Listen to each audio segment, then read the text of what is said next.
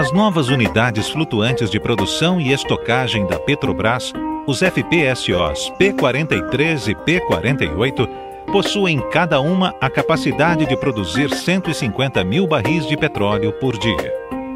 Localizadas na Bacia de Campos e operando nos campos de Barracuda e Caratinga, as plataformas P-43 e P-48 representam um acréscimo de aproximadamente 20% na produção diária nacional. Estas unidades se encontram na extremidade de um gigantesco projeto, responsável por elevar à superfície o petróleo encontrado a mais de 1.000 metros de lâmina d'água no oceano. Além de estocar e transferir o petróleo, um FPSO tem a função de processá-lo, retirando do óleo encontrado nos reservatórios a água e o gás. A partir de agora, conheceremos as principais estruturas da planta de processo dos FPSOs P-43 e P-48. O petróleo é elevado do piso marinho até a superfície por tubulações especiais chamadas de riser, construídas para resistir às pressões exercidas pela imensa coluna d'água. Os risers chegam à plataforma e são conectados aos manifolds, conjuntos de válvulas e instrumentos de controle necessários para proporcionar flexibilidade na operação da plataforma. No mesmo módulo do manifold, encontramos os lançadores e recebedores de PIG, fundamentais na manutenção das linhas de elevação e equipamentos submarinos. Os PIGs, por ação mecânica, limpam as linhas removendo parafina e outras substâncias que aderem às paredes internas. O óleo que chega ao manifold é alinhado para dutos principais chamados headers, que são responsáveis pela coleta do óleo proveniente dos diversos poços produtores de petróleo. Assim, o petróleo é direcionado para os pré-aquecedores, onde recupera-se energia que seria desperdiçada, incrementando-se a temperatura do petróleo em cerca de 5 graus centígrados. O petróleo, então, segue para o aquecedor de produção. Aqui encontramos trocadores de calor do tipo casco-tubo, onde a água quente sob pressão percorrerá a estrutura interna do trocador, constituída por vários tubos de pequeno calibre. E o petróleo ocupará o casco que os envolve, maximizando assim a troca de temperatura entre a água e o petróleo.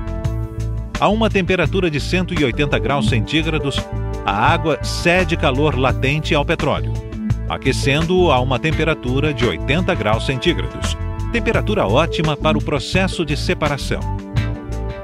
Agora o petróleo já está pronto para entrar no separador de produção.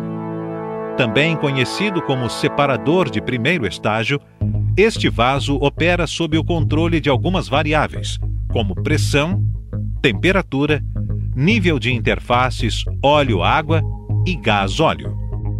Controlando-se essas variáveis, proporcionando-se o tempo de residência pré-estabelecido em projeto e utilizando-se o agente desemulsificante adequado, garantimos que as fases óleo, água e gás sejam tratadas individualmente nos sistemas subsequentes e enquadradas nos mais restritos padrões de qualidade requeridos. A partir deste momento, acompanharemos as 3 fases elementos isoladamente, iniciando pelo óleo, que agora segue para o tratador de óleo. Este equipamento tem o objetivo de enquadrar o teor de BSW, isto é, água e sedimentos, e por consequência, o teor de salinidade do óleo. Utiliza-se o campo elétrico como meio de desemulsionamento. O campo elétrico de corrente alternada provoca um alongamento das gotículas de água em sua direção, criando uma força de atração entre as gotículas próximas, enfraquecendo a película de emulsificantes naturais, induzindo a coalescência e, posteriormente, a decantação das gotas de água. O óleo que sai do tratador de óleo é resfriado em um trocador de calor do tipo placas paralelas, onde o fluido de resfriamento é a água do mar. Após o resfriamento de 80 graus centígrados para cerca de 53 graus centígrados, o óleo segue para o separador atmosférico, que é o último estágio de estabilização do óleo. Paralelamente, efetua-se a recuperação dos gases separados neste vaso, maximizando a produção de gás. Finalmente, o óleo segue para os tanques de carga do navio.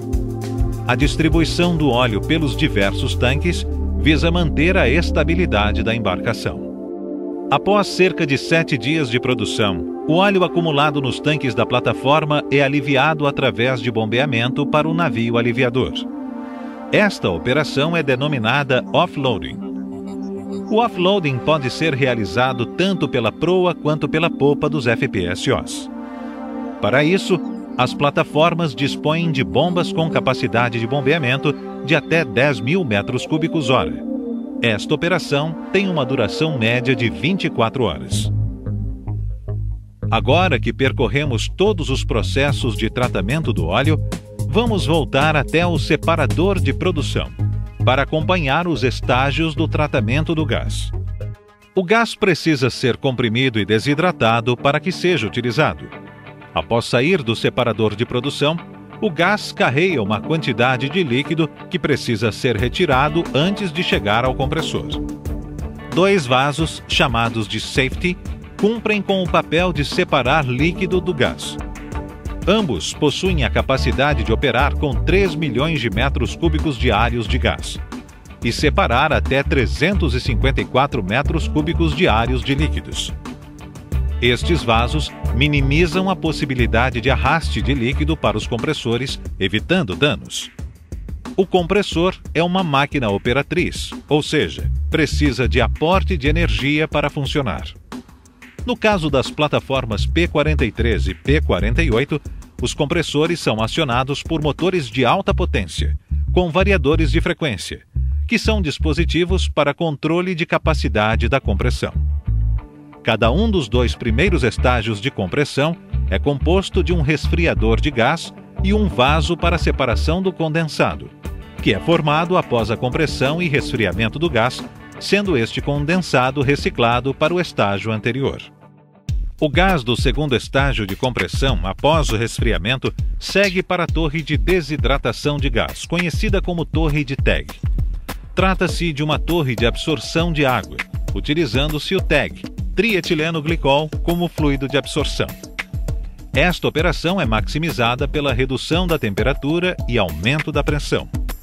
Todo o sistema de controle da torre foi projetado de forma que o gás efluente da torre de TEG esteja suficientemente desidratado. Ao sair da torre de TEG, o gás entra no terceiro e último estágio de compressão.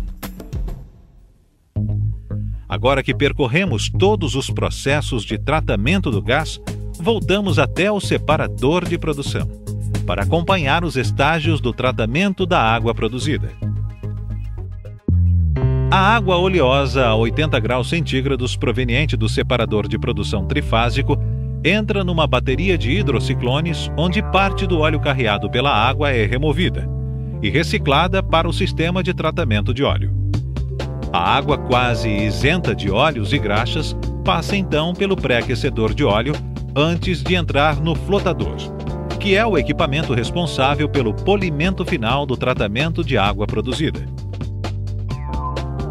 Antes de ser descartada para o mar, a água produzida é armazenada em um tanque estrutural do FPSO. Agora que percorremos todos os processos de tratamento da água produzida, falaremos sobre um processo que não está diretamente relacionado ao petróleo: o tratamento da água de injeção. O processo de injeção de água começa na captação de água do mar por bombas de elevação. Antes de entrar na torre desaeradora, a água passa por filtros para remoção de partículas superiores a 80 micras. Então, na torre desaeradora, a água do mar é submetida a um stripping de gás, que é um processo de remoção mecânica do oxigênio. Paralelamente, é feita a injeção de um sequestrante de oxigênio, bisulfito de sódio, que objetiva a remoção química do oxigênio que não foi removido pelo stripping e também do cloro residual. Na saída da torre desaeradora, são injetados produtos químicos biodispersantes que evitam depósitos de micro-organismos, biocidas de choque, que são injetados 2 vezes por semana para controle microbiológico, e, caso necessário, uma injeção complementar de sequestrante de oxigênio. Para complementar o tratamento da água de injeção, A mesma passa por filtros do tipo cartucho para remoção de sólidos maiores que 5 micras. Todo o tratamento à base de produtos químicos e sistemas de filtração tem como principal objetivo proteger os materiais construídos em aço carbono da corrosão e, consequentemente, minimizar o arraste de partículas para o reservatório.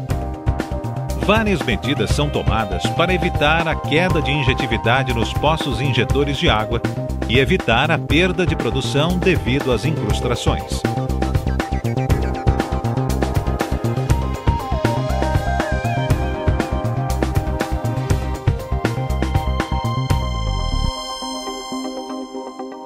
Agora que percorremos os principais elementos das plantas de processamento das plataformas P43 e P48, é importante notar que um grande número de outras estruturas estão envolvidas na sua operação e garantem total autonomia a estas incríveis máquinas.